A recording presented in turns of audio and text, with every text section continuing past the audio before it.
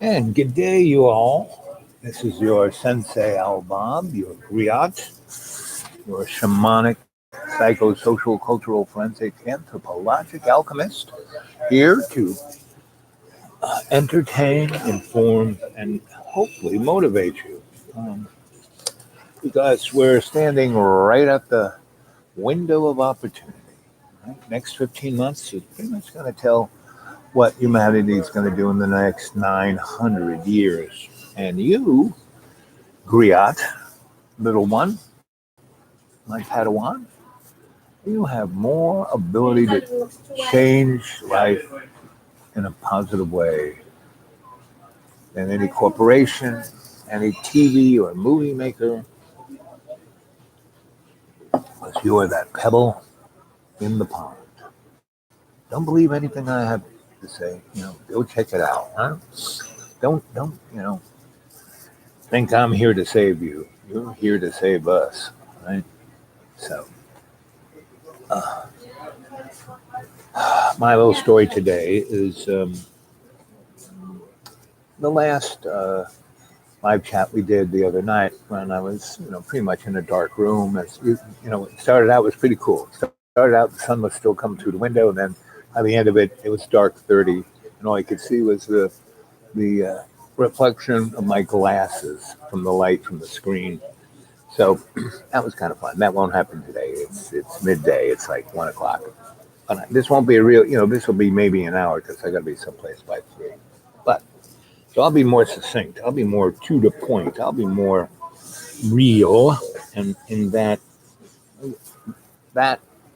other night, the last live chat, um, and towards the end, some dimensional creatures like started to sit down on the couch with me, right? And then Opie showed up. He's this little dog, and he was like looking at him like, "What's going on?" So he didn't bark, but he was like, "Ugh." He was there to protect me. I said, "No, Opie, it's okay." And so then, my hostess, she showed up, and I went, said goodnight. So we talked, and my hostess is a great person. She's been on the show a couple of times, and she's an artist. She's a social activist. She's been a social activist like for at least 40 years, right? And she is, she could just have pretended to be, oh, everything's okay, and because she not to worry, but she realizes, she's part of all the relations, and so she's like doing her part. She's being that pebble. She is doing that. So we talked about all the things we were, last Friday, high school kids took the day off and did environmental movements, and so we were there for that. Um, at the church that was right across the street. The minister gave them the parking lot. It was really beautiful. The speeches that were there, the people who sang and were heartfelt, right? And that's really the thing that is needed to change this stuff is your heartfeltness, right? So that was great. And then I kind of went with people from there to go to other people's homes and have dinner and talk about what we need to do and how we need to do it. Because in Roanoke, there are, one of the biggest environmental issues, the railroad. That has been destroying people's lives, forever. And the industry that's around Roanoke, that's connected to the railroad, and the coal industry is in all the blacks and the poor white people's neighborhoods, and they're all dying. And what's really interesting, most of those coal trains jiggling um, into the yard. Virtually all the coal from Kentucky and West Virginia and Virginia came through that coal yard. Gazillions of billions of tons over the years, and they're not covered, and so they jiggle, and the coal dust goes all over the place. And there's a part of the city that those trains go right through. And back in '99, when I was still a good, healthy electrician, I worked for this company where I ran a bunch of jobs for them. And this whole section was stopping to be a SOR, single room occupancy, to, the Carillion was coming in, they needed a doctor's office. So they bought all these big houses. kicked all the people out on the street, which made the homeless. We had bad homeless in Roanoke, and homelessness can always be pinpointed to um, workers and families, neighborhoods being gentrified and taken over. So even if they own their house, like people who own their houses there, once the rich guys bought those things, turned them into offices, the taxes went from like $200 a year to like $2,000 a year, and then so they're building a pipeline that's coming down these really steep mountains. They're putting it through in a place they shouldn't, right? And Roanoke is down in the valley, and so it's whenever it really rains hard, it floods. Now they have been making this right away for this pipeline that's like 300 miles, through the water table of Roanoke, right? And because they're going to use it to why they're putting it there when there's plenty of other pipelines already in the ground. They're putting them right under the power line so they can drop, gas turbines and put electricity into the grid so they can drive people's electric cars. Because between 5 and 10 years from now, no one's going to own a vehicle. Everyone's going to hit the Uber, and if your social media credit thing isn't nice, well, that app won't work and you'll have to walk to wherever you want to go. Anyway, so all of this stuff was told to me by the old crone in 1971 on her farm. I was in Ireland for 6 months, allegedly, supposedly going to Trinity College. And once she walked, I was there for 3 months doing what I was supposed to be doing. And then she walked in that library and, oh, you're a smart boy. You should come to my farm and be my apprentice. She called me a Padawan. That's the thing you hear in Star Wars. You'll be my Padawan. And I call you my adepts. So I said, well, I don't know. I'm hearing this. He said, well, go talk to Harvey. He runs the place. You tell him that I want you. See what his response was, and I did. This is the guy who ran the whole place. No one got to see him. He sat in the king's chair, and I just kind of sauntered in. Then he noticed I was there. His secretary had gone out for coffee. I waited till she walked out the door. That's how you see the head guy. You kind of wait out in the hall, and the secretary's here, and the other office workers who service the king. They go out and get lunch or do something, and no one's left there. They just put the answering machine on, and they all walk out, and he's still back there, taking a navel lint out of his belly button. And you walk in, hey, how you doing? And then you say, oh, let me look at your palm. And I give it a reading, and I tell him exactly who he is and tell him things that most people don't know about him. He's like, whoa, and then we have a nice conversation. So anyway, did that to him. Then I told him that I had met the old crone had met me in the library, and she goes, did she talk to you? I said, oh, yeah. Not only that, she invited me to study with her up the farm. And he goes, go. Forget this place. That's where you need to go. And I said, what? She goes, I've known her 50 years. She has never said a word. I mean, she looks at me, just kind of goes, huh, and walks away. Anyway, he goes, she's like the soul of this part of Ireland. If she wants you to study with her, you better go up there. So I said, hey. So I did, right? And so I spent 3 months with her. I chopped her wood. I learned herbology through her. I learned, it's like the 3 months. She taught me that linear time didn't exist, because once we went off the main road of that goes from Limerick to Galway, shot straight up top of the world, and came out on this plateau up there. And we went past the pub that's the highest in Ireland, which was the only thing in this little rocky town. And we just kept going. And we went to Ireland doesn't have too many forests because the English cut them all down for boats. And we went through this magic forest, and we came out on the other side in her farm. A lake, waterfall, lake, waterfall, lake, waterfall.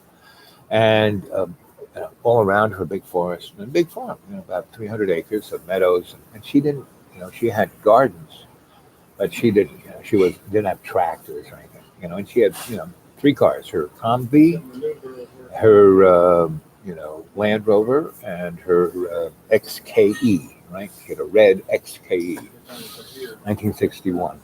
So anyway, so those 3 months I spent with her were like 5 years. There was no linear time. You know, if I was, made lines on the wall and, So, but one night we were sitting around the fire, and how I take you through guided meditation, we would do that. Once she showed me how to breathe, we could just close my eyes and bingo, I would be in state. We would be in her big, how I showed you the house. That's Frank Lloyd Wright's Falling Water, but gigantic with the big doors from the Oracle of Delphi, know yourself, house, which you guys should keep going into. It's a good place.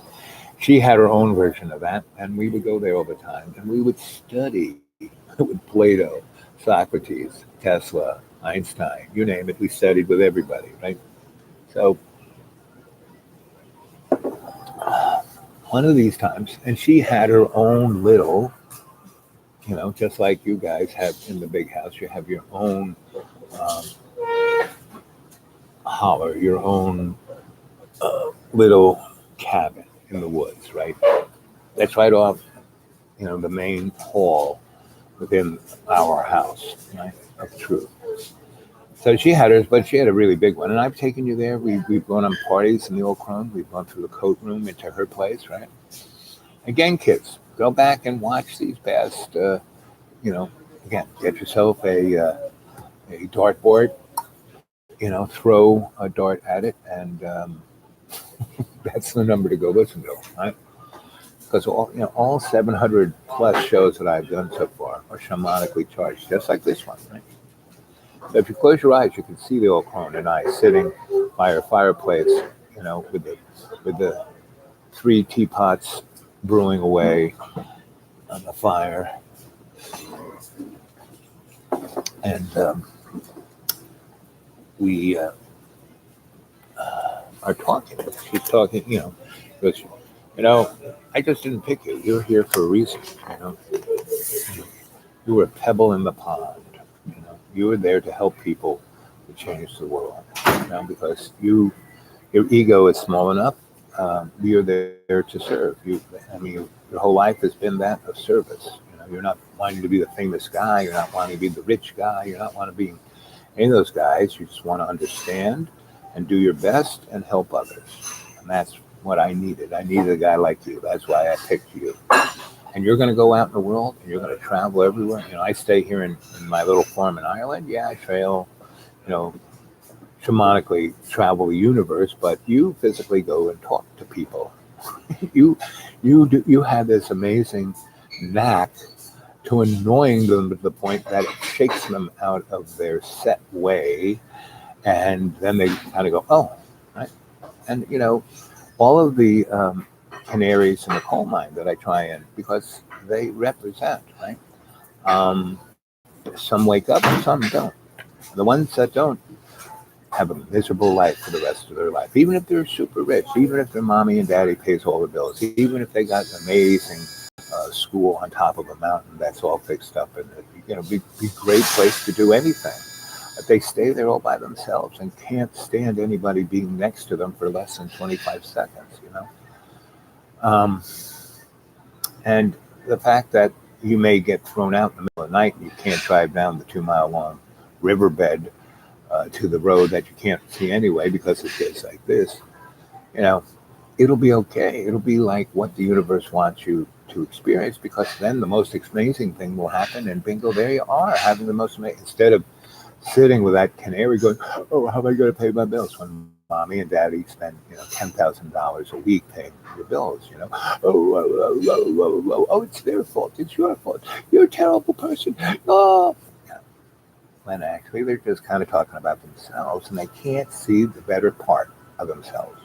So I have this, talent to get people riled up about that, about themselves, like that, that they kind of almost wake up, almost step out of the box, almost have an amazing life, but half of them or three-quarters of them do take that step. That's scary, to step away from their really crappy life, because most people they will kill you before you can get them out of their crappy life because they're, because of the environment of the hidden hand, um, manifesting their fear and their anger and their solemnity to want to kill you if you try and get them to do a more positive thing with their life, which is what we're here to do anyway. We're here to do something positive with our life, not to become famous or rich or any of those things. Those are sideband things.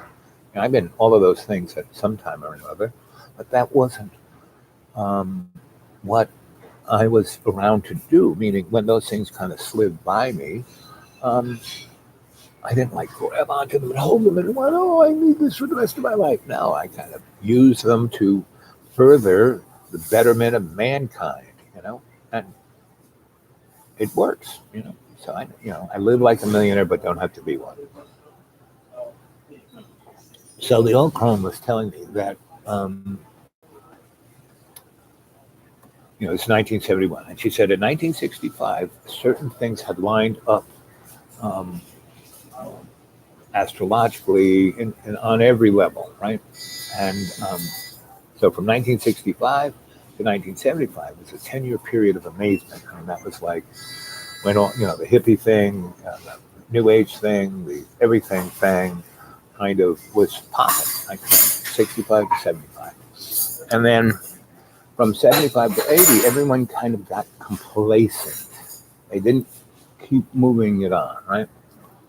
Jimmy Carter got put in there on purpose. The hidden hand put Jimmy there because Jimmy was a good guy. He was righteous, and he wanted to do the right thing, but he did not have enough realization of. He thought he got put there because he's smart. He was going to do the good job. Well, he was smart. He did a good job, but it didn't matter. Why he was put there was to get people to, to like ease them into Ronald Reagan, and it was like a whip, of the slave master, right? And so, they were nice to the slaves. You talk to anybody whose family ran a slave farm, which was a lot of folk, and well, we were nice to the slaves. Once the slave said, "But master, what about whip?" Right? So 65, 75, amazing things happen, right? 75, 76 to 80, Jimmy Carter was there and kind of eased. And we kept having these little oops that distracted us and was getting us ready for, Mr. Chump, right? And everything that's going on right now is just, I mean, if this thing in the news about him and Ukraine hadn't become, we'd be talking about what's going on in the UN, meaning they're supposed to be talking about the environment, right? You hear a nickel about that? No, zero, right? Also, later on this week, that was supposed to be all of last week and beginning of this week. Well, from Wednesday on, it was supposed to be about, hey, let's not let nuclear war break out between, in Southeast Asia, in Asia, and Asia is North Africa and Afghanistan, Pakistan, and India. Those places are like Pakistan and India about to blow. And if Pakistan and India just send 10 missiles with nuclear weapons on board and blow up their 10 biggest cities, and not on the load, each of those have about 100 on a missile, right? They could each will shoot 100 nuclear weapons, boom, 100, 200 mushroom clouds. All they need to have is 10 mushroom clouds, Hiroshima size or bigger. And we will have what is known as nuclear winter. Meaning all that dirt will go way up in the ionosphere and stick up there. There are no real breezes up there in the troposphere, and it'll stay there. And they talk about global warming and carbon umbrella. This will be a physical, dirt up there, so sunlight won't get through. The temperature, forget about global warming, go watch a movie called the day after tomorrow, and it was the script. The book was written by Art Bell and his buddy, and then they made it into a movie. That's exactly what will happen. Meaning, first, all the coastlines will flood. Like within 2 or 3 days, that'll turn into one gigantic iceberg, and then all of the um, you know North America, everything from Mexico City north will freeze.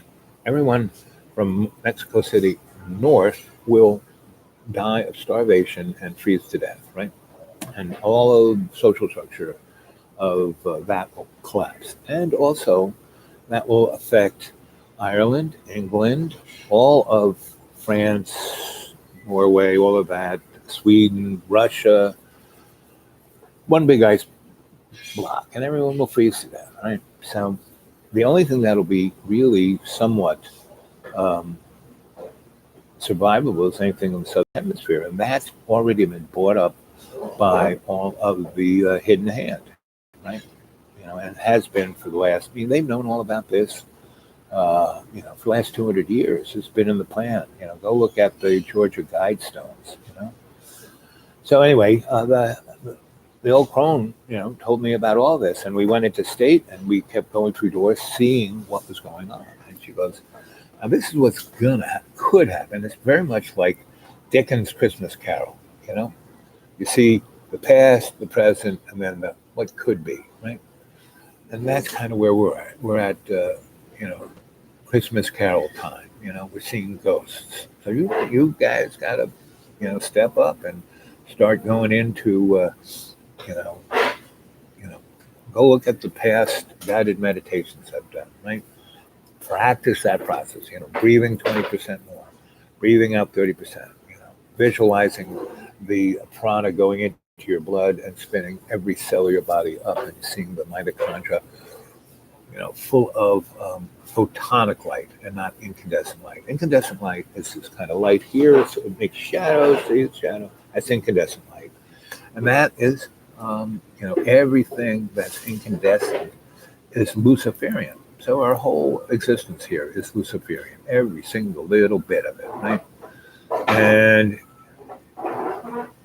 hey, gang, I love you all. I'm just in a riff here. I'll go back and look at the chat and respond. But right now, I'm just telling you the story of the old crone, telling me about all that's going on here. And that's kind of why I started Dreamy Dreamland with Sensei Bob a year ago. It's because, and it's been about 15 months now. At the beginning of October, it'll be 16 months that I've been on the air. And we will be down to 14 months of the window of opportunity. So, and this weekend, so I had to have my eyes operated on. I had to see my endocrinologist. I had to see my podiatrist. And, I see them every 60 to 90 days. And I kind of get it all together. And there are other people. There were a couple of people who I convinced they should be running for state legislator. And then John threw me out and I had no place to stay. So I had to come to Deep Green, and they were, I talked to them a little bit, but where are you? You need to help me. I had to go back and help them, strategize and get their whole thing into order. And then one of the best, John said, "Oh, I want to, let's live back together as long as we can be friends." And well, I've always been John's friend. I've never stopped being John's friend. I will never stop being John's friend. Well, I mean, never talk to him and never see him again, but I'll never stop being his friend. I'll never stop supporting him. Never stop saying that he's a great guy, because he is. But to manifest that which he is, you have to have good thoughts, and from those good thoughts come good words, and from those good words come good actions. And good actions bring good deeds bring good outcomes. Well, John and other canaries like him only let bad thoughts stay. I hate that person. Oh, that person's attacked me. Oh, that's evil. That's terrible. My mommy and daddy hate me. Oh, they give me 10 grand a week to stay. How am I going to pay my bills? Mommy and daddy are paying them fine. They worry about things they don't need to worry about. And John is just one. He manifests or represents an archetype. And that archetype is one of the things that Hidden Hand uses to keep everyone kind of basically, you know, um, in jail, social jail, right? So I was, went up there. He said, "Oh, bring beer," and it was like almost to the day that I sold that place to him. And it's been 3 years that I've been his buddy and hanging out with him. So I thought we could have a nice little, drink a couple beers, tell some stories. But got there, I had the beers, and he felt guilty about that, right? And so I opened one for him, one for me, and drinking. He didn't drink his, and he just went straight into the negative stuff about everybody around him. They're all against him, right, and keeping him from being the movie star. Blah blah blah blah. His laundry list, right? Blah blah blah blah. Then he read stuff his ex sent him, and first he read me. He sent her like, you know, I don't know how many texts, emails, 40, 60, 80, how many? In half a day. And then she just said, shut the fuck up. I don't want to hear from you. You know, get out of my life. And then he just went off the hook. Now, me just telling this little bit about him, he will, if he ever sees this, he will really allow be the worst thing since Adolf Hitler. You know? So all John has to do is realize that he's a good guy, realize that he's done some really great things, realize that he's got two kids that he should go live with. I had a friend of mine um, who was a pretty good musician. He made his living, you know, doing gigs, and he opened for people. And he was, he good songwriter. People bought his songs, and so. But he's on the road 340 days of the year, and so he's full. He's the kind of guy who's fooling around all the time. His wife gets tired of it. They get a divorce. She moves to Paris, takes the kids, right? Not to like another state, but to the other side of the planet. What's this guy do? He loves his kids. He wants to, and he still likes his wife. He knows it's all his fault, and so he's going to. That's why when they split up, he didn't go bad, right? So, but what does he do? He gets gigs in Europe, and he gets himself a little RV, and he travels around Europe and performs. And actually, his career in Europe was much better than his career in America. And when he would book things, he would make sure every month he'd have a week. So he would come around and park in front of their house in their neighborhood, and he went to the police, and he had all his legal, showing what the story was. Listen, I'm not even going to go on the property. I'm just going to kind of park near the house and stay there for a week. So when the kids come off the school bus, they can come and play with me, and I can have snacks and help them with their homework, and then they can go in the house. I just want to stay connected to my kids.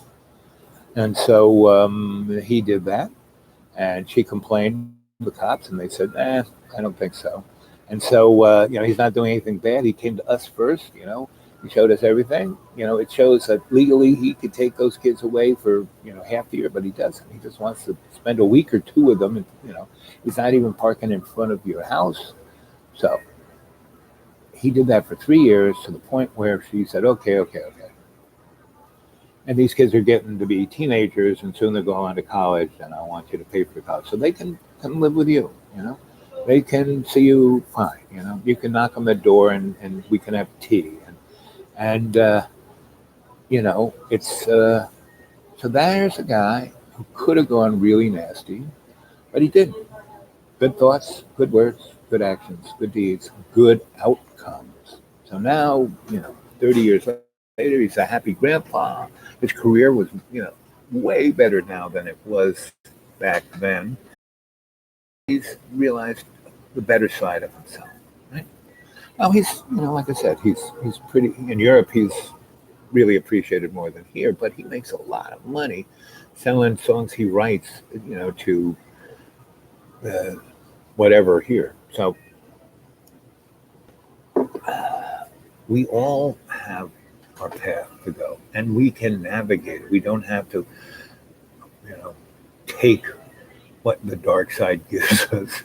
We can actually get what we want. It may not, we'll get what we need. We may not what we want or think we want. See, the dark side makes us think things like, good thoughts, good words, good actions, good deeds, good outcomes.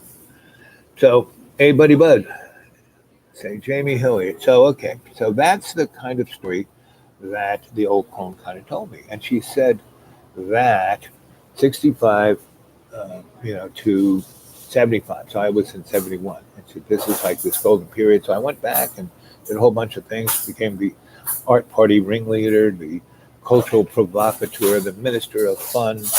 I did a lot of things to get people moving in the right direction. But I couldn't lift the world up. I mean, I helped precipitate things like ad busters, which became Occupy, which became this, which became that. I helped put together a thing called collaborative artist projects that changed the art world completely. And I got involved in the No Nukes um, coalition of no nuclear power and no nuclear weapons. And we put off um, the end of times by 30, 40 years, hopefully, because we thought if the human race, and basically, Crone said this to me, that if the human race can keep from annihilating itself by 2035, that will be the hump. The majority of the human race will say no to their political structure, and they all are, but they don't know how. They voted for Donald Trump. So the hidden hand has all the money in the world, has all the power in the world, and has all the technology and understanding of the world, and it's constantly screwing with us. Part of it is black magic ceremony, and the other part is just loads of fun watching us go through all of this. And so, you know, so we have to survive to 2035, and the powers that be are really putting the screws on Brexit, Donald Trump, the guy in Brazil burning. I mean, they really forget any of this stuff that we have to make sure nature survives. Forget us, nature. So we really have to stop. I mean, we in that 65 to 75, we got the consciousness to realize, hey, and so from 75 to 2010, we were baby step by baby step kind of protecting Mother Nature. But 2012 was this real one way or the other, because that was the end of the long march, Mayan calendar, and the new ones was starting. It's the end of times. No, it's just the beginning of new times, and we were going through that change between 1965 and 2035. Is that window of opportunity, that doorway, and that's where we are right now, and so that's what we all have to do. So John throws me out. I tiptoed. There were a number of times I almost did a naked down our riverbed driveway, but I've been going up and down it for 20 years, so I kind of know every little stone. So I made it down there, and I made it to the blacktop, and I made it to this. And getting out to the county road was worse, because then it's really dark and the bright lights in my eyes, and that's why I don't drive at night. But I knew a nice culvert I could stay at that had good cell signal, and so I got myself there, and I knew if I slept there, no one was gonna mess with me. And I called up all my friends. Nobody answered the phone; they're all doing something. And so I told them my circumstance, and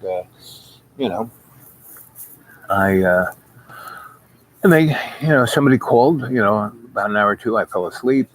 Then they called around 10:30, 11 o'clock, and said, "Oh, you can come, come stay with us." So I did, and they were doing a whole bunch of things with them involved in the pipeline. And the pipeline is this pipeline that's kind of, so they're fracking upstate New York, Pennsylvania, West Virginia, Virginia, Ohio. That area has the best drinking water in the world, and they're destroying it. Well, they need a pipeline that will take it from those places down, and where they're bringing it down these mountains in Virginia, the Roanoke Valley and the Blue Ridge are Sawtooth Mountains, so it's up and down and up and down. not the lumpy kind of mountains that the other pipelines are in. So um, we used to be a rainforest, we're not so much. This whole summer has been kind of dry. But when it rains hard again, every so often, we have really great weather, except once in a while, the hurricane or the bad storm or the tornado will come into the valley and then it's all a mess. So once we get one of those rainstorms, because they have made the right of way instead of 40 feet wide, about a football field, because they are doing it so they can bring gas turbines. That's why they're putting a pipeline there, so they can hook these gas turbines up to the pipelines and wire it straight to the electric grid and then power electric cars. And everyone says, oh, that's a good idea. People won't be driving around with cars. No, but that is a good idea, but you can't, this is going to be a horrible thing because they're not doing a remuneration. They're trying to go as fast as they can, so they're not planting grass or building buffets or doing any of the things you're supposed to be doing. And if we have which we will, the hurricane thing isn't over until almost December, and the carbon and the heat. See, what people don't realize, forget the carbon going into the air, it's the carbon going into our ocean. And the other thing is, the oceans are heating up ridiculously because they're over somewhere between 5,000 and 20 million undersea volcanoes spewing out heat and sulfuric acid and a whole bunch of other things. And this pipeline is like a black magic snake representing this. So when they're doing it, they had Obama and George W. sign an executive order, so they can just bring this. No going to court. They have pervaded, eminent domain. So these people just come straight on through people's property. With, hey, we're coming tomorrow. And, instead of going a little bit around so they don't go through the house, they go right bulldoze through the house. It's like unbelievable. So people, what can they do but except fight it, right? So they're doing their best to fight this thing. And so, but they've been traumatized. And so they're experiencing what people do experience in war, they have PTSD. So anyway, my friend who's part of this, and she's been fighting it. And when I lived there, I fought it too. But I was, I'm Mr. Strategy. I'm about, so who's making the money? Who's, and where's it starting from and where's it going and why are they doing it? And when you understand those things, you can put pressure on those things to slow it down or stop it. Right? If you just go pipeline bad. So before I left, like a day or two before John threw me out the last time, and then I had to come to the Deep Green. Well, it was like July 20th. And so I stayed here from July 20th till September 20th, almost, 70 something days. And it was great. You heard me, all those, things. And I showed you my waking up in the morning and at night.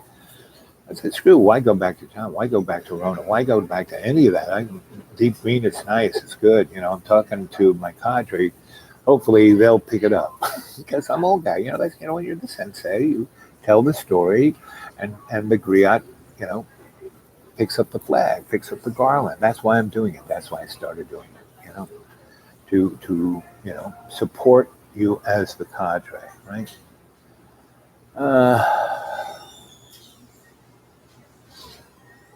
Yep, stop eminent domain. So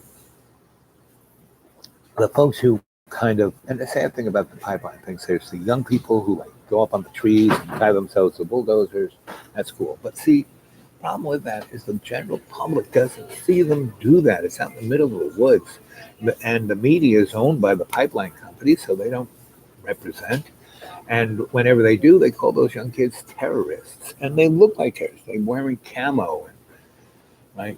So my friend brought me up there, and I was talking to them like I'm talking to you. And I said, listen, kids. So they're all wearing masks, like bandanas around their camo bandana around their face. So everyone, all the guys are taking their pictures. And I said, listen, guys, that's a waste of time because they're using infrared cameras. See your bone structure? they fit it into the facial recognition software, and bingo, they got you somehow. They know who you guys are. I mean, you're all bourgeois. You all went to college.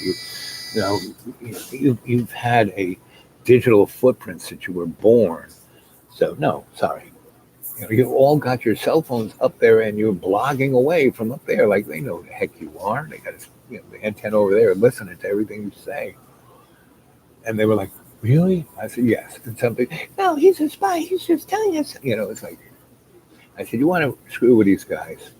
Go down to the Dollar Tree and get Halloween, outfits, a big rainbow afro and red noses. You put that nose and they sell these big glasses. You put those on. If the camera can't see the bow instructor or this, they can't figure out who you are.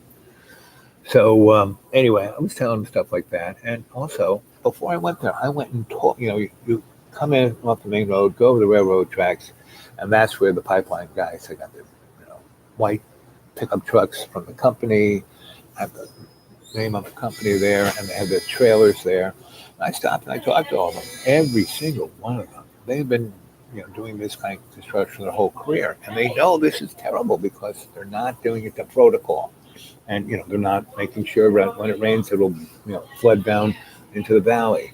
The corporation doesn't care, and so because they got the politicians in their pocket, and so they were all feeling really bad. Now, if those kids up there, instead of cursing at them and spitting at the guys in the bulldozers, they went and talked to them. That's what I did, and I told about 30 of those guys. They all felt terrible. And the guys who were doing the welding said, we're rushing so much.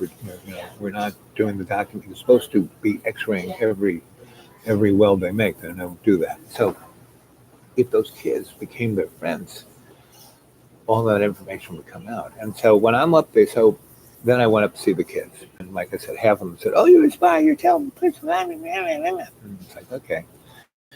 And so I basically sat, because they were way on top of this mountain. My legs couldn't get me up there. So I sat down on this little trail, and people would come down and go up and come down.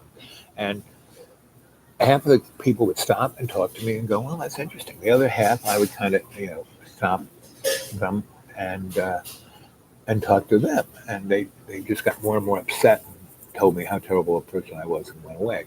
And so that was that day.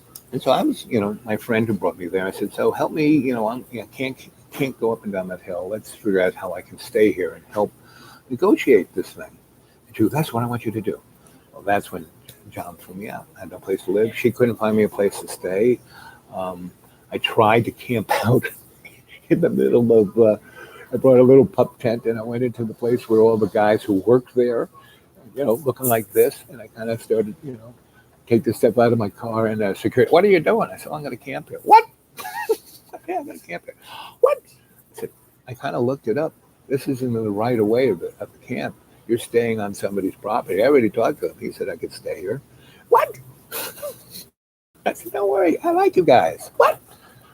And they wouldn't let me do that. So I had no place to stay. So the only thing I could do is come back to Deep Green and enjoy my life.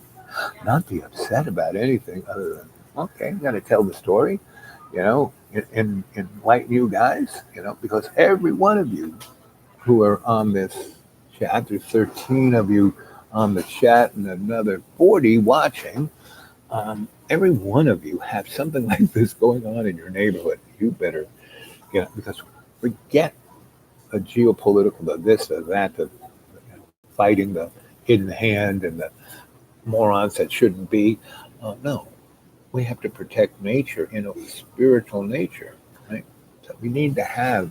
So all of this happened. Friday, the kids took off from school and had an environmental rally in front of this this church. Let them use their parking lot. It was great. Speeches. These kids were great, right? The music was great. And then I talked to them all individually. As took about 4 hours. And I said, listen, guys, you should do this every Friday, not just this one. This is you did this. You don't put this on your resume, and then no, you need to do this at least once a month, but pretty much when it's nice, every Friday, right? And on Saturday you need to go downtown to the market and do this and hand out, make a really good flyer to describe what's going on so people understand what it is. They were like, wow, yeah. And then they'd be, well, that's so hard. Oh. And it's like, sorry, you got to choose life over death. Now, this death thing over here, you won't just die. Because a lot of people, why can't I just die? I want to commit suicide. Well, they can't because they're so egocentric. They're not going to kill themselves. So I'm so bad. I was thinking about how to kill myself. No, no. People who kill themselves don't tell you they're doing it. I mean, they tell you other things that give you a heads up on it. But they're going, I'm going to do this. The only time they really carry it off is when they make a mistake and, oops, I'm dead. But the people who are going, oh, it's too hard, they're already dead. They're the walking dead. So you got a choice. Live your life or be the walking dead. So, let's see what you can see. I'm going to continue this. Let's see, this thing has been going on now 45 minutes, so half an hour because I got to go someplace. So let's see what you gang. I've been saying here. Zip up to the top here. Hello. Let's see. Aaron, hello. Robinson, hello. Lake Lover, hello. Life Being, hello. Oh, Fish, hello. Jamie, hey, hello. Interesting. More about the old crone. Well, let's see. She graduated Oxford either as the first woman out of their medical school or one of the first in 1893, right? And I met her in 1971, right? So she was already that old. And I met her in the Reserve Library at Trinity College. And there were many reserve libraries, scientific ones, historical ones, this reserve library was a good chunk of it came from the Library of Alexander. The Library of Alexander did get burned. Parts of it did because Nero used to use scrolls to heat his hot, the water for his bathtub from that library. But there's a lot of scrolls there. So good, I would say 90% of the library just got, once he started doing that, all of the scholars realized, okay, we better start parsing this stuff out. Let's give the guy blank scrolls so he can make his hot water. Then Nero made a rule that anything that burned in Rome, he owned after the fire, right? And that's why Rome burned. He set it on fire so he could own it all. I mean, he was a real moron. Makes, Donald Trump look like a steady genius. And her whole thing, she lived, she at a certain point, and my teacher, Archie, and the reason why she went in that library is that Archie was my teacher. He was the one who got me, permission to go to those libraries because those libraries, you just can't scroll, you got to have a little ID card. You got to be totally doing research, and I was doing research for Archie. And when you went in there, look at these manuscripts. You wore this kind of thing that went, covered you, went over your back, went over your face, and had clear plastic here, went all the way down to your thighs. So if you coughed or spit or anything, nothing touched this, right? And forget food. No, you couldn't bring anything in there except you. And you had to wear linen gloves that went up to here, not just out here. So no sweat, no dirt, no nothing. And you had to go. You went in, and there was the librarian at her desk, right? And you sign in, and you show your ID, and you're supposed to, you've been the book you're looking for. What has been asked for by the person sponsoring you, so it's on reserve. And then you have to go through this like little doorway where you wash up like you were going to go into a surgery, and you put on this gown and all this stuff. Then they take you to your carrel, and the book is waiting for you. And so there I was, looking at a document, a book, an ancient book, and I was trying to break its code. And I smelled something. I turned around, and there's this woman with little, you know, shopping cart and dressed in garbage bags, and the head librarian was with her and treating her like a queen, right? And I was like that. And as soon as I kind of looked at it, and was like this, she goes, "What are you looking at?" And I was like, "Ugh," and I went back, to my thing, and like the smell got stronger, and now she's like, halfway there. What are you looking at? Ooh. And then she's like scared to look because she's like right there, and she goes, instead of like giving me that, what are you looking at? So what are you looking at? And I said, well, I'm trying to. And she goes, oh, you're trying to find the key, aren't you? Because I was like turning the book around, and I said, yeah, it's a code, and you got to find the key before you can really understand what this thing's about. Because what they're writing about is just, it's not even real. She goes, just like history. I go, yeah, just like history. And I'm 21 years old, no, let's see, yeah, I'm 21 years old and 20 years old. And so I know some stuff, but, you know, I know enough to know that I don't know anything, and that I had hit that point at 21. But before then, people kept telling me how smart I was and how special I was and blah, blah, blah. And they would take the time to, there were a lot of things that happened in my life that could have traumatized me forever, and I could have turned out like one of the, canaries in the coal mine, going on and on and on about a laundry list, saying the same thing, and doing the same thing over and over again, expecting a different outcome. And no, I was very blessed my whole life from birth till today to have people kind of always intercede and give me the positive heads up. So anyway, I,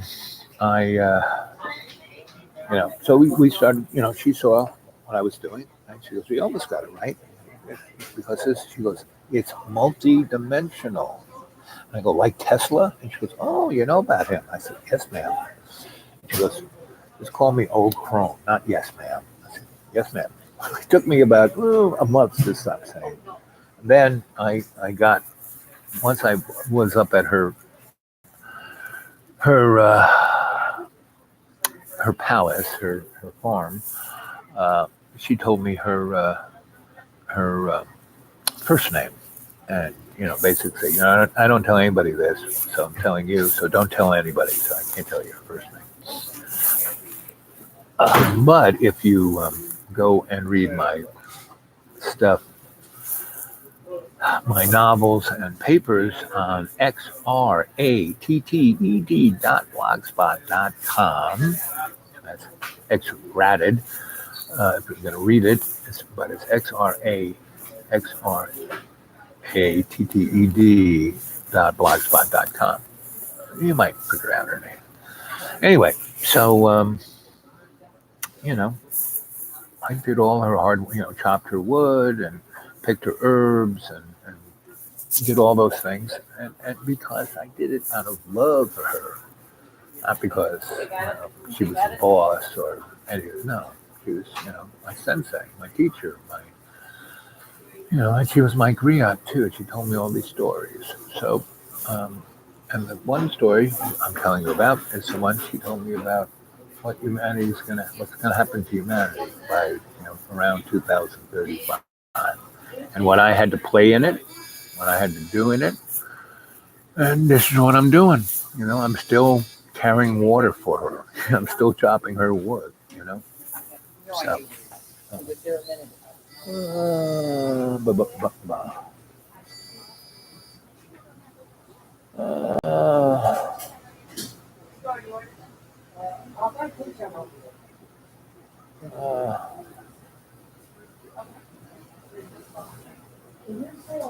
Uh, Twitch, morning, baby.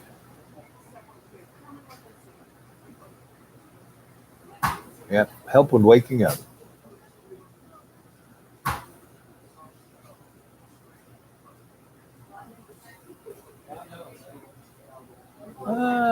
Do you think everyone that came here is meant to wake up? Of course, everyone's supposed to wake up. That's why we're here on the planet. But if you don't wake up in this life, you'll wake up in the next or the next or I mean, we've all been here a gazillion times.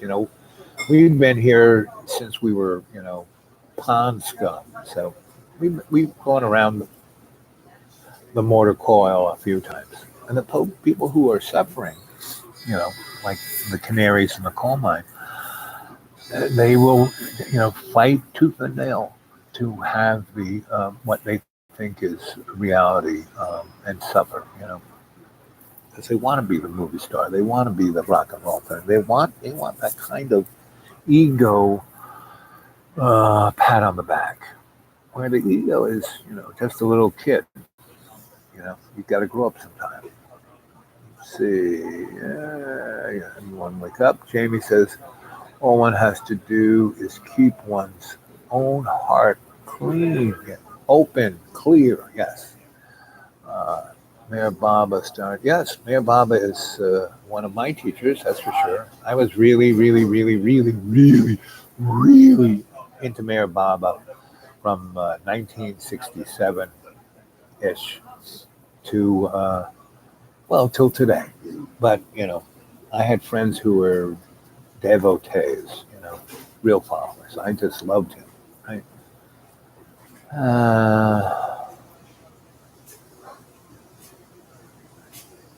I like that, Jamie.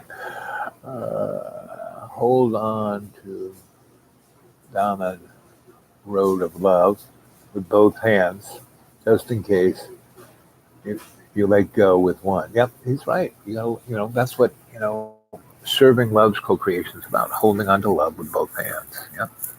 The last advent of the Avatar, God in human form, was known as the Awakener. Yep. This appears to be the future of humanity. Yep. Mm-hmm. And that's why I keep saying that we're all avatars, and our ascended soul is over in some server, and I just use that. I know people who have certain spiritual paths would say, "You're using the wrong term. Oh, that's a sacrilege." Oh, sorry. I have a tendency to do that just to rock people's socks a little bit because, I'm not a big fan of religion per se. I'm a big fan of all of the people who were awakened, like Buddha and Jesus, Vishnu. All there's thousands of them, and we've all, if we've taken the time, we've all waken up to this. Uh, let's see.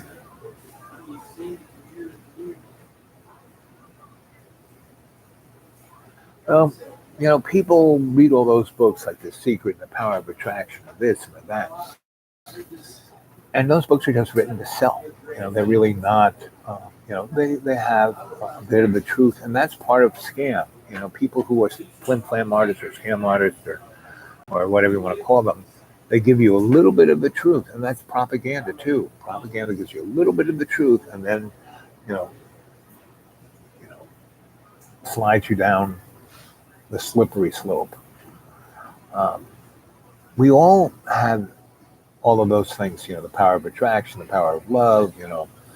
The secret. We have that all in us, and it's not germane the same for everybody. Everyone has their own secret, and the germane part of that secret is serving love's co-creation. Holding on to, Mayor Baba says, holding on to love with both hands. That's the major thing. All the other things are just like little pointers, more or less. Yeah, Zoe Astor. I love that guy. Yeah, where do you think I got that from? Zoe Astor. That's where I got that from.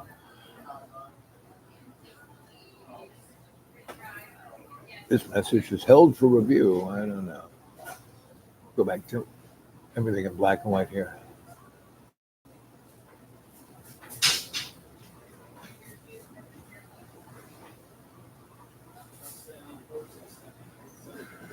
Yes, I'm living out here in the deep green. Basically, I mean, they've cut my food stamps down to $54 a month. So I can get a little butter and cheese, and but I have a friend of mine. She brings me really good bread. So, and honey. She's mostly a honeybee girl. And so that's what I live on, you know.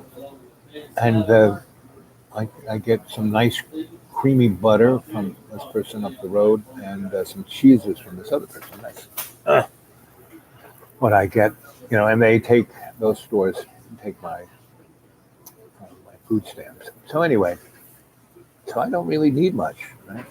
I'm mostly drinking bark tea. If you drink tea that's from a tea bag, when you drink that, you are drinking close to 2 million uh, separate little pieces of microfiber that, that are so small that they go into your bloodstream and do very strange things to you.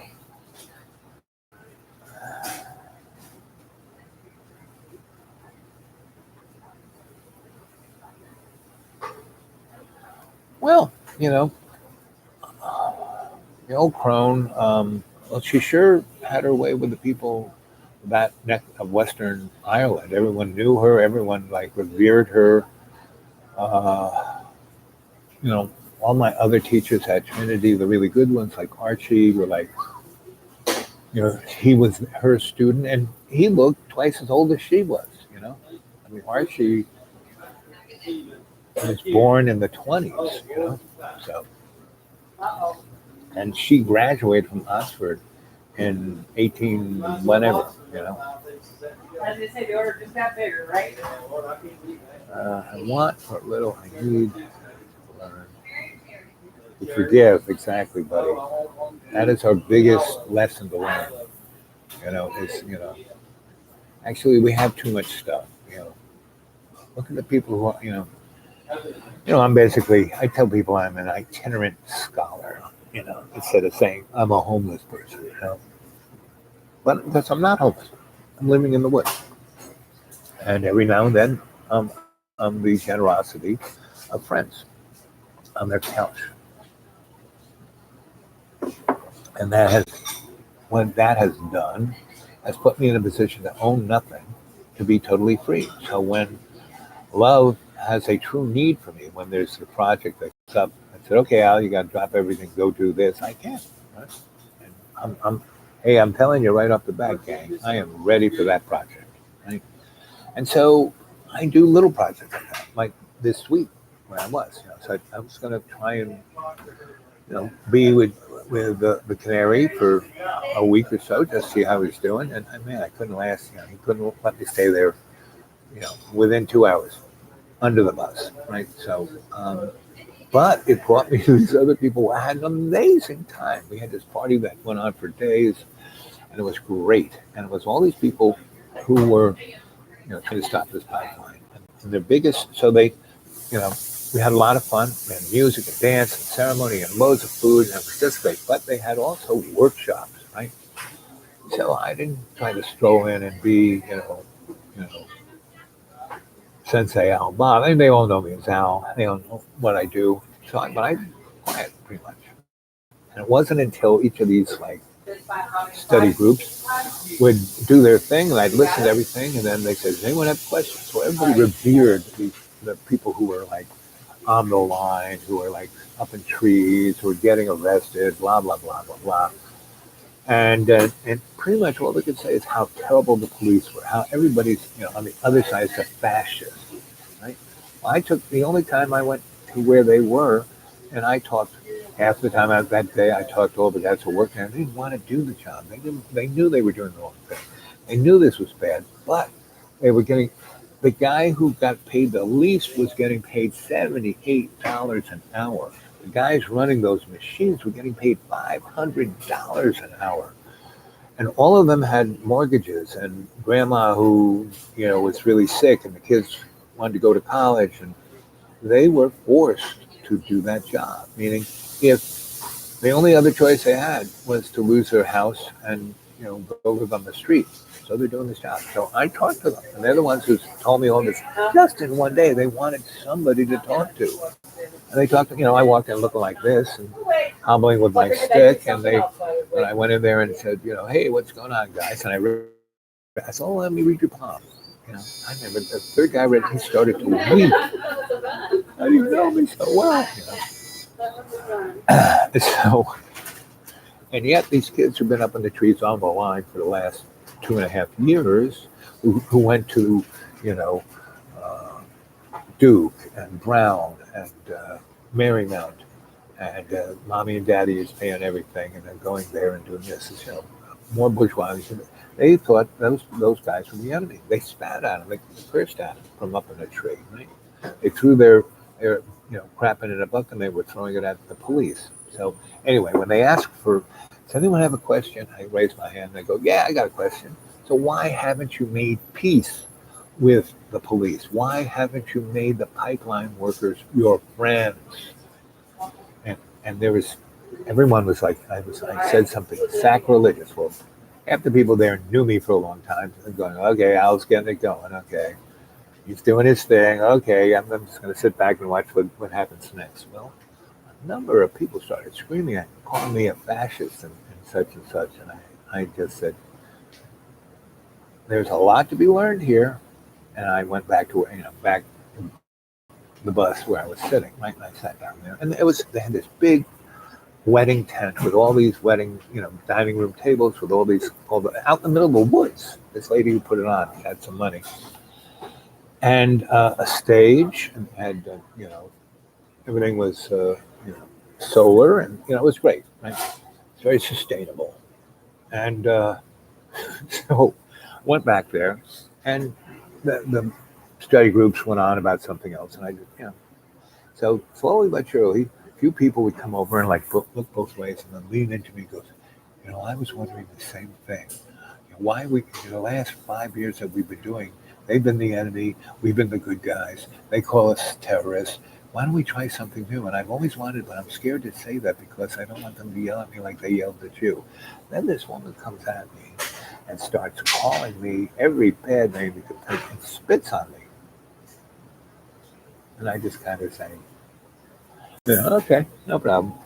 And by this time, there were about 5 people who were sitting around me going, we're talking about, well, what would you do? How would you make them our friends, right? And this woman comes and screams at me and calls them traitors for talking to me and spits on me, right? Well, the rest of everyone sees that. Well, half of the rest of those people know me. And they're going, yep, Al's doing what he's supposed to be doing. Yep, okay, Good. Glad we invited him. The other half, not so sure. And there were about 200 and something, almost 300 people there. So there were about 50 people who really thought I was the worst thing, very similar to all the other canaries. These people are canaries in a coal mine. Just because they're on top of a tree doesn't make them any different than any of the other canaries in a coal mine, right? So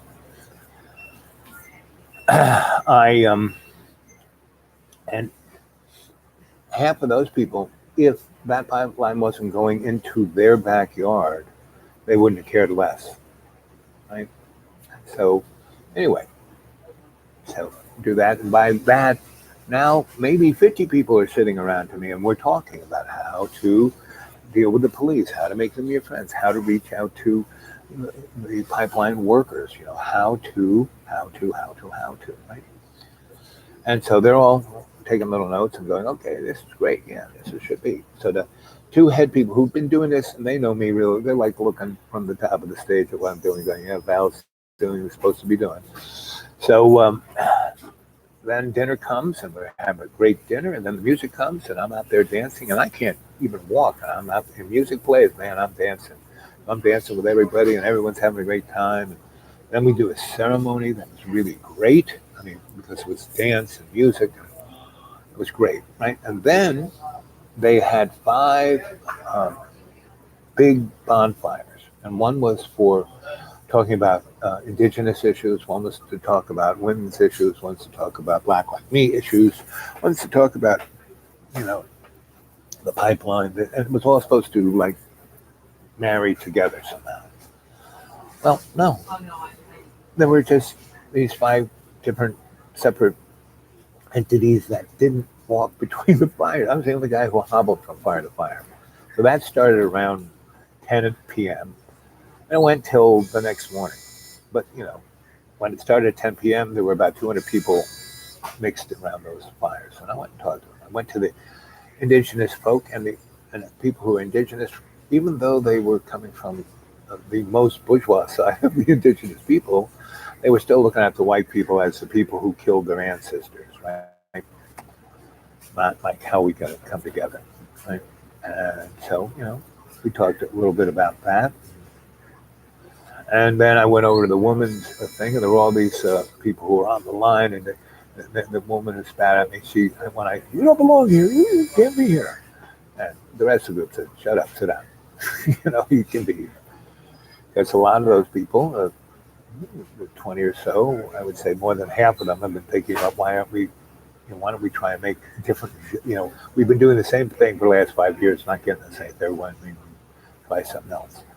Anyway, so she huffed off and left. But she had, 3 or 4 of her cadre who stayed there and just glared at me. And, so at one point, they were going on about, that you can't understand unless you've been on the line, unless your life's been threatened by the police. And I said, I'm almost 72. I've been doing this a long time. My grandma took me to, she took me on the bus, the free lines, because she grew up in Harlem. I mean, she was married, and early part of her New York life was in Harlem. And so she had all these, lots of different friends. So when that, freedom bus thing, we were on that bus, because we took the bus that went from the, Kaufman's big church, sponsored a crew out of Columbia. They used to have teach-ins at Columbia. But before those teach-ins started, a bunch of these Kaufman went and got a bunch of students to take them down where Martin Luther King was doing his thing, where, in, 1959. It's before the Nixon-Kennedy election, right? And, it was truly amazing because, we weren't allowed to go into, now I was as white as you could get. I was like I was this little peanut. I was dressed in a suit. My dad's, did you ever have a clown, when you were a little kid? They had these toys where the monkey was dressed in a suit, and he had a red jacket, and he had 2 cymbals, and he did this, clap, clap, clap, clap. And that's what I look like. I used to call it my monkey suit. And so we were on that bus, all black people, and because my grandma was Italian, and her skin wasn't white like mine, because I take after my mom, who's German-Irish, and I really take more like the German. I look like so many of my family in Germany. Anyway, so I got to experience what it was like. And, I was, how old was I? 8 years old when we did this, 8 or 9. And we got stopped by the police, right? And we were kind of surrounded by flashing lights. And they had one of these guns that shoots tear gas, and they shot it right through the windshield of the bus. Just boom, exploded the windshield, because safety glass is like that, and then fell to the ground, and the thing went in there and filled the bus. And now if that window hadn't blown out, we probably would die, because they wouldn't let us off the bus. So yeah, at 9, I kind of experienced, and then they arrested us all. And my grandma said, "No, don't worry about this. No big deal." Whereas all the other white kids from college, that's pretty much who everybody on that bus, if they weren't black, they were kids from colleges trying to learn about this. They never felt, they never understood, they never knew what this was like, right? But that's me at 8 or 9, right? And it just, I was at and again, after that, I went with my grandma until I started to become a teenager and did it on my own. She had taught me. And where we lived in New York, in Harlem, pretty much half the people were there anarchists. That's when I learned that America's political system from the 1870s until the 1970s wasn't just Democrat and Republican. It was Democrat, Republican, Workers' Party, Social Worker Party, Communist Party, Religious Party. And there were other parties too. And they would all get seats in Congress and legislators and county and state legislatures. And so there were these coalitions. And that's why so much social things were changed, because it wasn't just Democrats and Republicans that could be bought off by the corporate structure. Democrats and Republicans are just two wings of the same plutocratic state. And that's where we are today. So it doesn't matter whether Biden or Obama or Donnie Trump or whoever. It doesn't matter, any one of the girls or any of, they're all part of the hidden hand. Nobody gets in that scene unless they're chosen to be there. And then they're paid off, and then they're blackmailed. And that guy Epstein who died, he was just one of the characters who would, uh, get people into compromising situations, get the dirt on them, and then hold it over them so the hidden hand could manipulate them any way they wanted. And that's kind of where we are at right now. And so, but it's been going on forever. So there I'm out in the woods with these kids. And so I start telling stories about all the different times, I've been on the line, right? And even though, like one time I got blown, I was an anti-war thing, and I was at University of Maryland, where this major highway goes right through the university, and it's one big, 3 lanes go this way, 3 lanes go this way, and they got bridges over it, but it's right through their campus. And what we used to do is go stop the traffic on one lane. The cops would come and start yelling at us and throw tear gas, and then we would just kind of go up the hill because the wind would be going down and stop that traffic, and then they'd have to get themselves together, come up. Well, they just tear gas this side of the campus, and we go up there and do that, and it would tear gas that side of the campus, and we would never be there to get arrested. But one time we took a march from that towards DC, and they had found a place where we couldn't get around them like that. And they set up blockade, and they had real guns, and guns with rubber bullets, and they had water cannons, right? And they had these other water type of cannons that shot, mace, liquid form. And man, the person I was with, she got hit by a rubber bullet. She went down. And I normally would try to negotiate things and do it in such a way, but I was so concerned about her that when the police came over us, they were, they had ran most of the people away. So the people who were left, they considered the hard cases. So we were collateral damage. So I got up to say, like, she needs an ambulance, and they turned on the fire hose on me. And unless she got hit by more than a fire hose, because I was a fireman and I experienced getting, by the hose, but these are water cannons. And it hit me, and I was trying to protect her from it, and it shot me across the road, and I hit a curb, broke a rib, and they just kept it on me, and I kept rolling across, here's the curb, and then all of this is like what they call crushed lump. It's like small stones, and it rolled me across it, and it like blew my shirt off, and I was embedded with stone all through my body. Broke all the fingers in this hand. Luckily, it's not the one I write with. And was totally messed up. Now, none of those people who've been arrested up there on the tree, all they do is, get a little tie wrap loosely put around their wrist. They're put in a car. They're brought downtown. The mommy and daddy's lawyer is there. They get bailed out. And then they go in front of court and promise never to do it again and get a fine. And they didn't get hit by a rubber bullet or hosed with tear gas I've had that happen to me. So I kind of said, you guys, you really should have some kind of not respect, or at least some kind of appreciation for someone who might have experienced something other than what you have. And then half of those people who were like, he's a terrible guy, said, So the ones out of 50 people, 4 wouldn't change their mind, and they kind of walked away in their own middle. Again, they're the canaries in the coal mine. They can't change their mind. They do the same thing over and over and over. They're smart, they're good, their heart's in the right place, but they and they actually lead their group astray. I mean, if those people weren't there, the powers that be would have to hire somebody to do that job. So, and that's part of the thing is that people have to open their hearts, just like Mary Baba said. Right? Linnea Crone was a famous author. You know, like I said, everyone kind of knew her. Let's see, buddy, what's buddy I'd say? I want, well, I need to forgive, exactly, embrace meditation, speaking with the clear. Yep, yep,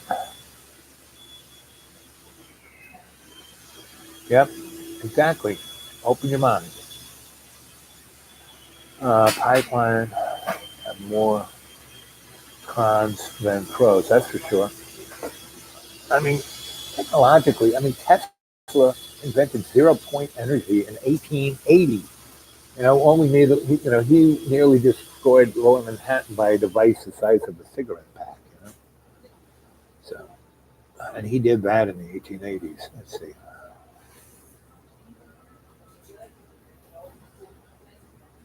Like that, land patents stop eminent domain. We have land patents. But see, the problem is in Virginia, we live in what is known as, uh, what do they call this place? Our political structure is totally different than any other state in the union, you know. And so that we don't have that here. And the only people who can get that are corporations, not individuals. And they, you know, if they became a corporation, but it would take a lot of money and blah blah blah. And most people have no idea about it. Most people have no idea about the law. They don't understand that you can use it to do good things rather than just let corporations do bad things.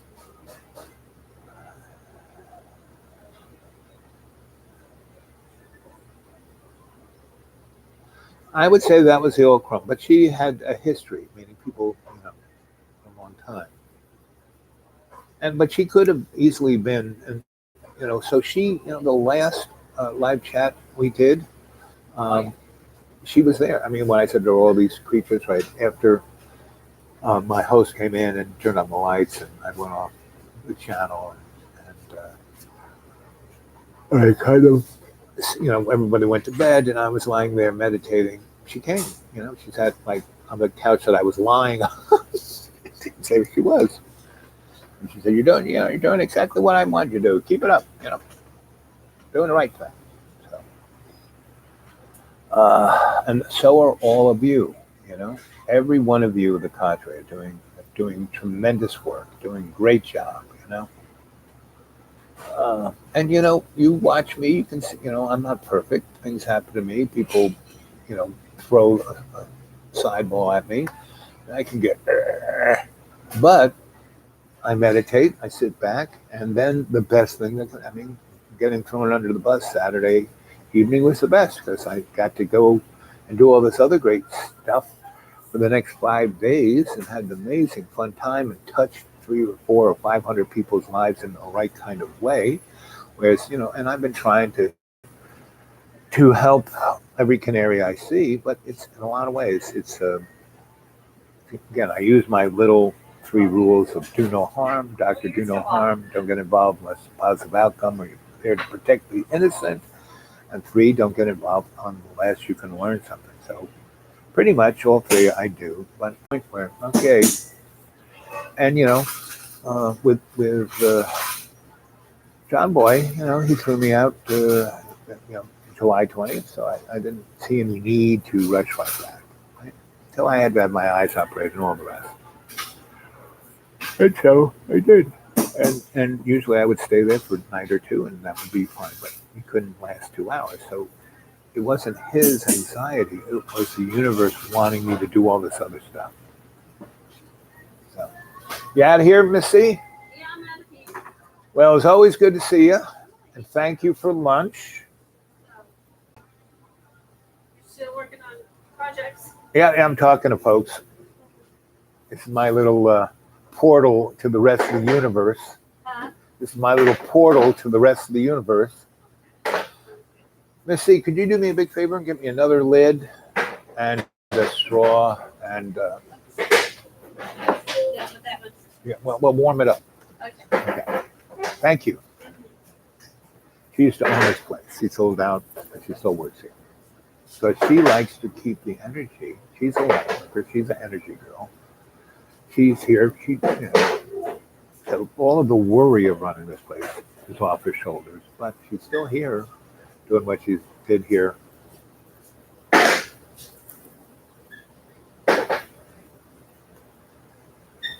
So what else are we saying here? Oh, good. Thank you.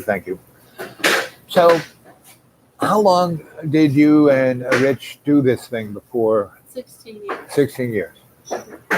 And she's still here because she's the angel of this place, and she's. Oh, I don't know about that. I don't know about that. But I do like seeing everybody. Yeah. Okay. So you're the great aunt of this place. And that's why this place is,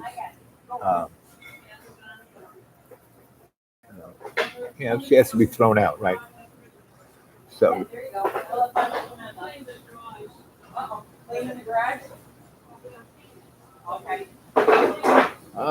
Andrew, what does Andrew have to say? We're here to spread light and love. We don't have, and that light should be photonic light, not this incandescent light. Because every time people, oh, I'm a light worker, meaning they're working for Lucifer. It's like working for PSNG or Duke Power. See you later, sweetheart.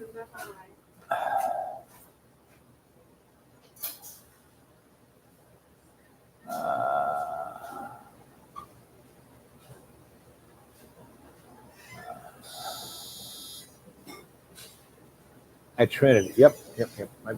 I already go back to the beginning of this. I kind of told the story. And I've told the story of how I got to her farm, meaning, basically she found me because my teacher, mentor, advisor at Trinity was Archie, who was the first guy to publish that pyramids were spaceships. He did that in like 1912. And he came from Oxford and came from super duper English wealth. His father was an earl, or he owned a gigantic chunk of Scotland. But that's why he was in Ireland, because he didn't want anything to do with that. He didn't want to be known as that. So he came, and he got his PhD at Oxford, and I think that's where he met the old crone. And then she went back to, she was English too, and so she went to Ireland to be a doctor, and then she stumbled into all this,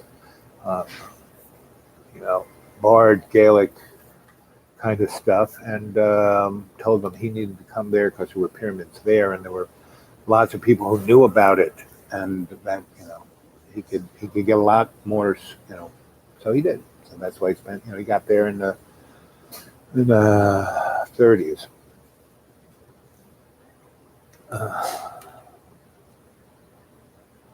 What did she say about, okay, I got about 20 minutes. I'll tell you about what she said, 2:35. So she said about, how 65 was the beginning of this crossover from the Piscean Age into the Aquarian Age, and that how the general harmonic of the planet and the solar system and everything was going to be notched up a bit, right? And everybody who couldn't make it would not have a good time, right? Because they wouldn't have the good thoughts, the good words, the good actions, good deeds. And that's what you need.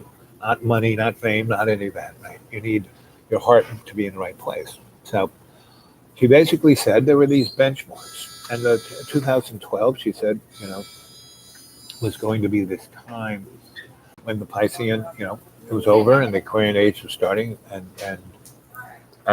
but the inertia of the Piscean Age was still affecting us until 2035. And 2035, from 2012 35 is when it's going to be really, where we could toast ourselves real easy, right? So if you can make it past 2035, you'll be okay, right? And so,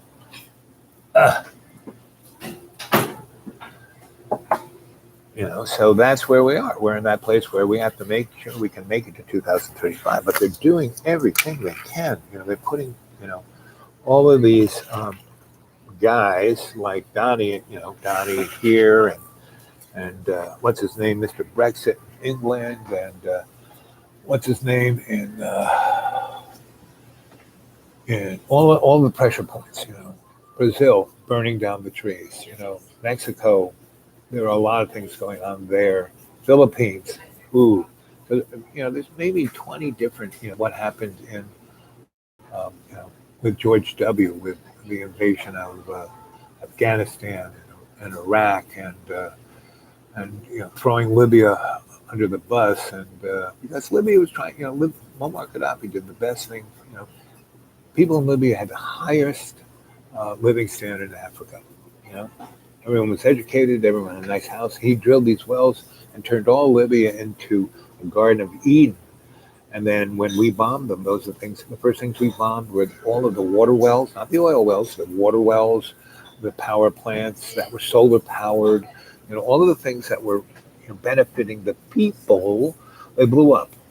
And then the people had no water, no nothing, no jobs, no this. And so, yeah, they got mad at Muammar. And then the CIA went and grabbed him and hung him up on a lamppost. And so that's what this little period we're right in the middle of. Right? So that's why we all need to be that little pebble in the pea. So a friend of mine, Whitley Strieber, wrote a lot of books. He wrote one of the first books about abduction, right? And then he just kept writing the same book over and over again, and people got tired. And then he started writing some interesting books. And in 2012, he wrote a book called 2012. And this is exactly what the old crone said. I mean, it's like he was told by her to write this book, right? And so at 2012, in his book, the first chapter, few pages, is everyone's watching TV and the news, and the ball in Times Square is about to fall, and it's falling, and the guy comes, oh, it's 2012, and 30 seconds, and 20 seconds, and when it gets here, it's the end of time, woo! And it's right there. And then the news guys are laughing, saying, see, it's nothing happened. Cut to 2035, and everything's falling apart. Nothing's working, right? And this guy that becomes our main protagonist is in the back seat of a like 1991 Learjet, and he's flying to this place in Maryland, and he's coming from Florida, and he is, because he's a scientist and a psychologist, and he's like me, psychosocial, cultural, forensic anthropologist. I mean, that's Ridley actually wrote that down. He didn't use the shaman or the alchemist, but that comes later. So he lands down there, right? And they come and get him, and it's just like the drama stream. It's a big kind of facility out in the middle of nowhere, big fence, and they got guys with machine guns protecting it. And the only thing you can see other than this nice plantation is the plantation house. So they go up to the plantation house, and they're on the going up the steps, and they hear this explosion, and then they look around at what has happened.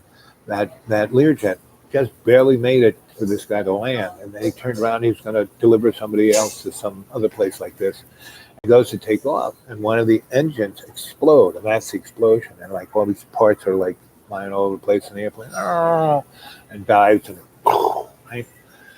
And so they go into the thing, and then they go into this closet, and it's elevator, and they go down into the underground, Andromeda string kind of place where there are all these other scientists trying to figure out what they can do to keep everything from just, I mean, it's already gone to crap, how to keep, maybe it's just us who have to survive and then start again. And they're going on this. And bottom line, as the days go by, they realize that all of them had been in this place before when they were like somewhere between 3 and 10. It was a camp for gifted kids.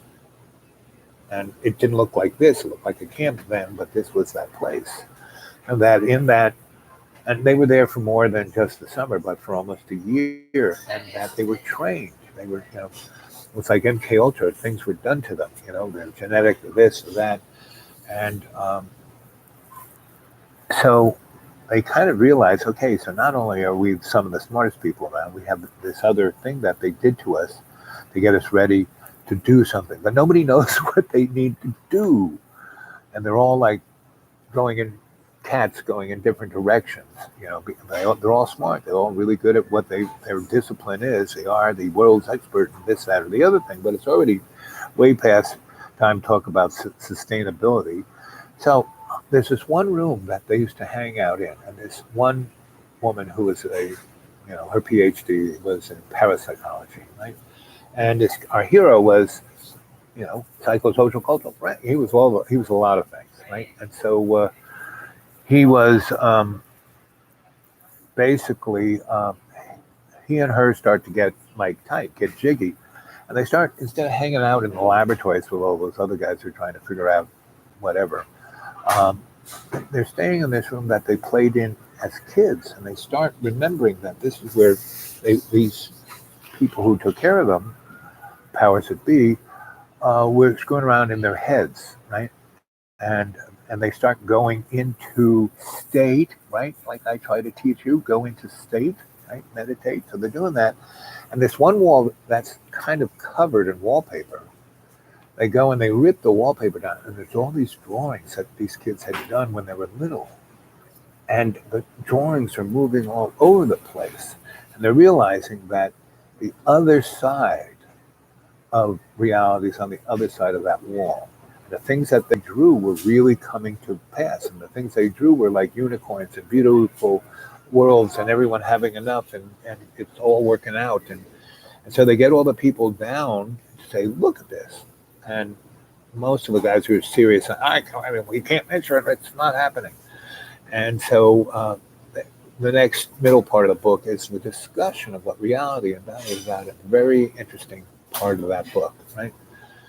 Anyway, so things just get worse and worse and worse, and everything is totally going to crap up above. But now all their backup sustainable stuff. So all these rich people who are living in, who have bought their underground silo, he's basically saying it's not going to work. You're not going to want to be down here when this stuff goes down.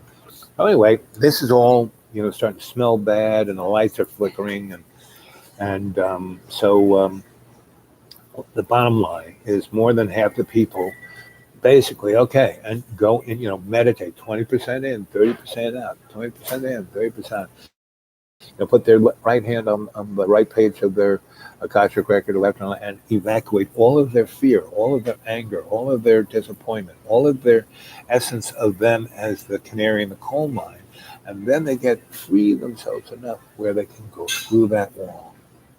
And they're on the other side, and the world is okay. And that's what the old crone told me about 2035. And Whitley Strieber wrote the book. So if you really want to get a good sense of what the old crone told me, go read my friend Whitley Strieber's book, 2012. And go to the library. I'm sure they got it. Go online. I'm sure you could read it online. Go to a used bookstore. So, I mean, that one he hit pretty good. He had a big upswing on selling books when he wrote that one. So we're getting time to go. It's 2:58. I got to be someplace at 3:30, so I'm going to leave in the next 5 minutes. And we've been talking for about an hour and 38. I said enough griot stuff to get you scratching your head. Let's see what, Buddy says she's out of phase. It's all you need is a special cup of tea. That's right. And don't get it from a tea bag. If you can't pick the leaves yourself, if you can't, get the tea and boil it, and that's why you think they read tea leaves. They don't read tea leaves from a tea bag. So, Andrew says we were here to spread light and love. Yeah, we don't have to shout it from the mountaintop, right? Just affect those in our lives. Yep. See that little pebble in the pond? Special cup would probably do it. Probably we met here in the first place. Yep. Pretty much, Jamie. What did she say about? Well, I just said it.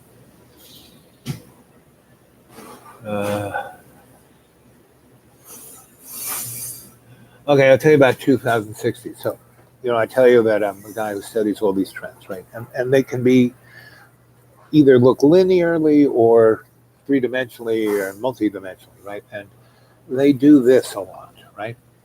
And so 2035, we're going to be at a nadir of one of these cycles, right? So it's going to look pretty bad. 2060, we're going to be at top.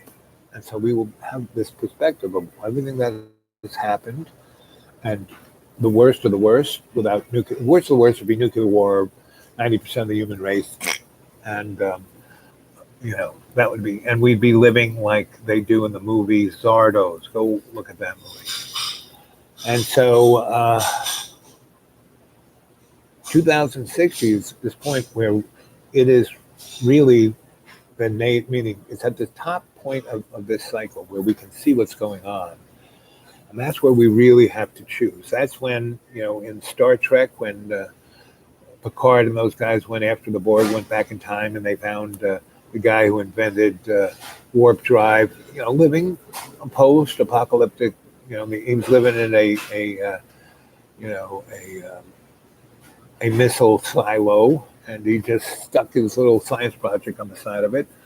That's 2060, and I bet you if you go into Star Trek canon, you would see that because, the guy who put that, Roddenberry, he knew all about this stuff. He hung out with all these guys. He knew that we already had this technology in 1947. I mean, they were already out there in space. The Nazis went into space to the moon in the 30s.